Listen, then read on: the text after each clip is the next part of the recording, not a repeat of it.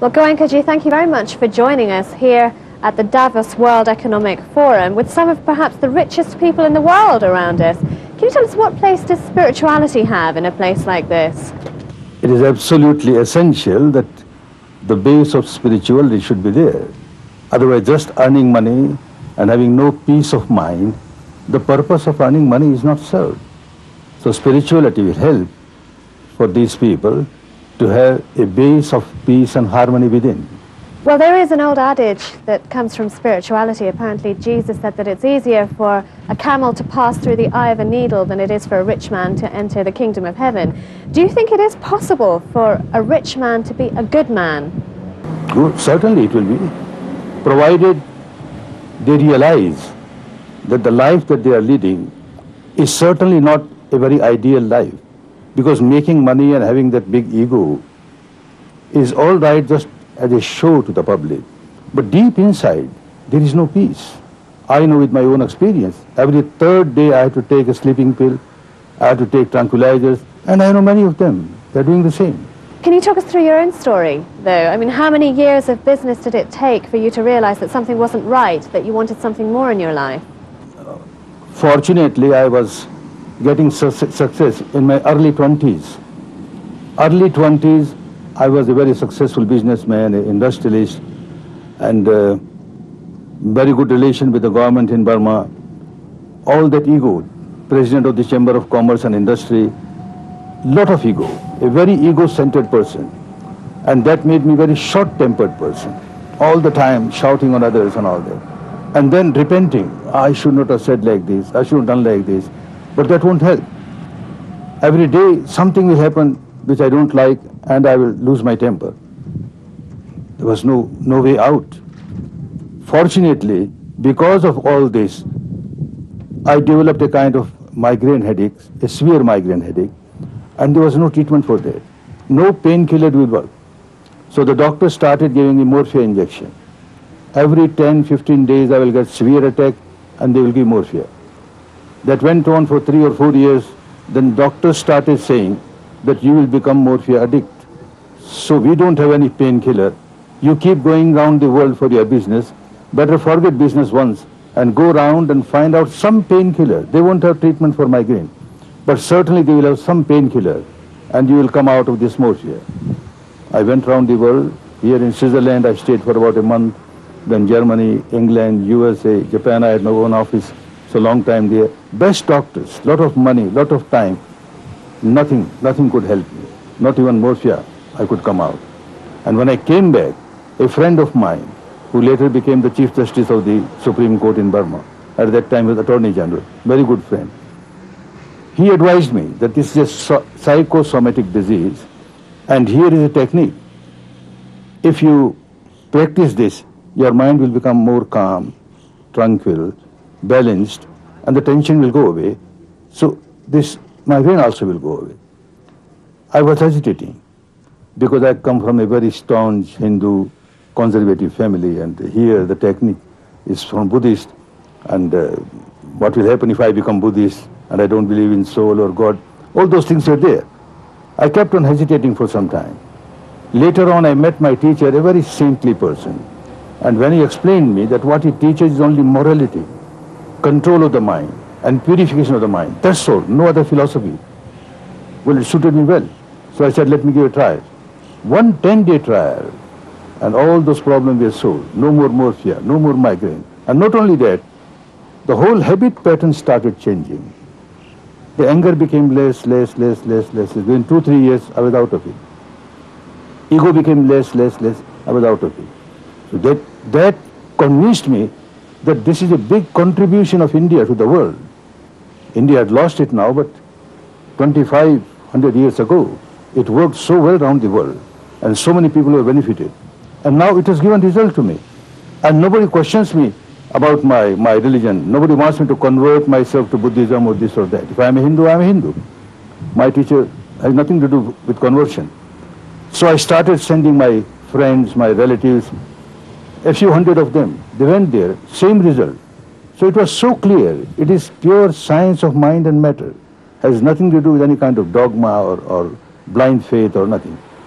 And this convinced me. 14 years I kept on working my business, my industry, other social responsibilities, family responsibilities. After 14 years, my teacher appointed me as a teacher of this technique and asked me to go to India and share this technique with the people there. He was very eager that we got this wonderful jewel from India, and today India doesn't have it, so I want to pay back the debt of gratitude to India. So I came and I started, and I found the result. From the first course itself, people started getting result, and now it is 30 years. Large number of people have got benefit from it. Did it make you a better or a worse businessman? It made me a better businessman. My turnover increased manifold. My industries increased because the decision-making power increases. If the mind is confused, then you always hesitate whether I take this decision or that decision. And many a time when the mind is confused, the decisions are wrong. But when the mind is calm, tranquil, then you go to the depth of the problem, you make quick decision, right decision, and the results are wonderful. There is this common conception that as soon as you have money, you lose both morality and spirituality. Do you think that is a credible argument? This technique helps to dissolve the ego. So much ego is there, tension is bound to be there. You can't come out of the tension. The more the ego, the more the tension. And this technique helps. The ego gets dissolved, dissolved, dissolved. And now you're working not only for yourself, you're working for so many.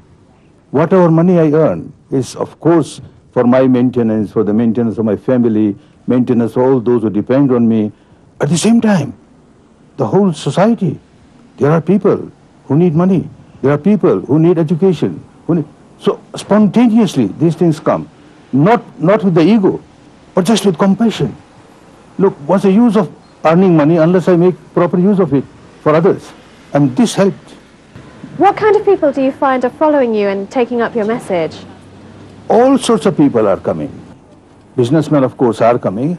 Mostly now, when people have realized that this technique is very good for executives, business executives, government executives, so large number of them are coming. Now, it so happened in Maharashtra, 2 high officials, due to big strain and pressure on them, they collapsed in the office while working and died. So government was very much worried. They tried different ways so that the officers come out of the tension. Slight tension was removed by different kind of things.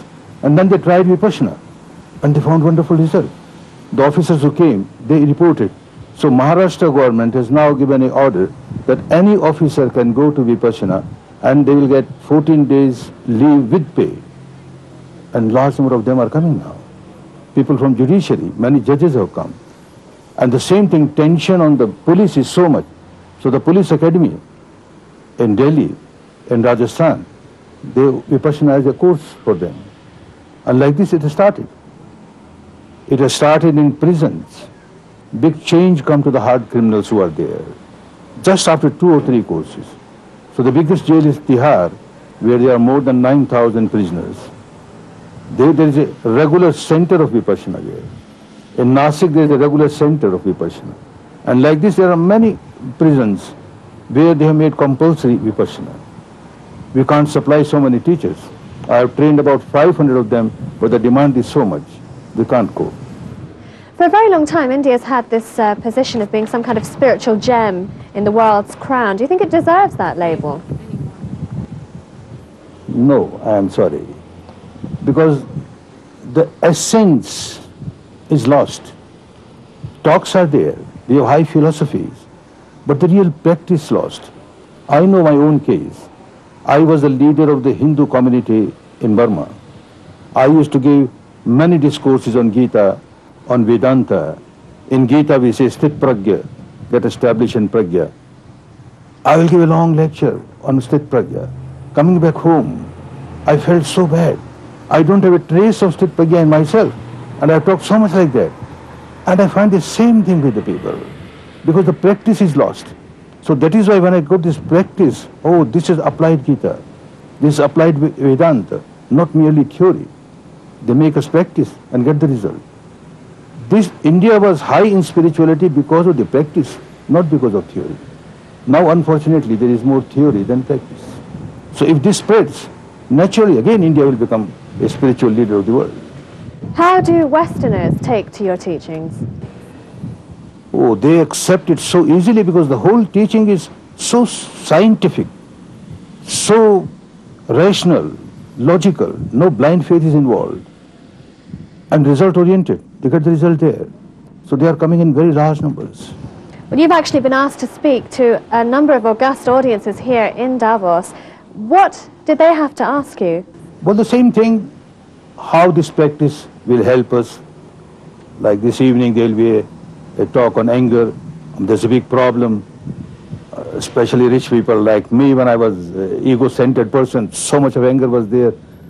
And that makes people so miserable. As soon as you generate anger, you are the first victim of your anger. You become miserable and then you make others miserable. So nobody wants to generate anger, and yet out of madness, out of ego, people keep on generating anger. So they want to know, is there any remedy, how to come out of it? And this evening we'll discuss about it. Well, it would seem in this day and age that spirituality has become something of a business, with people who call themselves gurus churning out tapes, videos, books, and you can pay for a mantra nowadays to save your soul. What do you make of this whole industry? We don't want to denounce anybody, but it is totally against spirituality, totally against dharma. Dharma cannot be a commercial commodity. The moment you start selling it, right, this mantra you have to give so many dollars, now this mantra you have to give so many dollars, then there is no more spirituality. Again, the same craving as a businessman, as an industrialist has got craving, so also a guru has got craving. I want more money, more money. That is why in this tradition, no fees, even boarding and lodging is free. The teaching is totally free. The teacher does not get anything. All the assistants, they don't get anything. And we train people to become teacher. First we see whether this person has got a means of livelihood. Otherwise he will start asking money for it. So the whole tradition is, you don't ask anything. It's a one-way traffic. You just give. You are at the giving end. People who get benefit, then certainly they feel, if they are comfortable, they feel that more and more people should get this benefit. And therefore they give donation. Many come who can't give any donation. Very poor people from Jhopadapatti and all, poorest of the poor in India, they are coming to the courses. They get so much benefit. They can't give anything. Nobody questions. Nobody knows even, only just 1 or 2 persons will know as to what donation has come. Otherwise there will be discrimination. A rich person has come, give him special favor. Oh, a very poor has come, discriminate, which is not good, which is not dhamma. So all those things which are going in a commercial way, teaching of dharma, I feel it is giving a bad name to the country. And finally, here we are in this beautiful surroundings with all of the world's richest and most powerful people also with us. If you had a message to give to the people of Davos, what would it be? Well, the same thing, that a rat race of money alone cannot give you the real satisfaction, the real peace, the real harmony, which is very necessary for a human life. If you add spirituality with this, and spirituality not merely at the intellectual level, not merely at the devotional or emotional level, at the actual level, you practice and you find a change in yourself.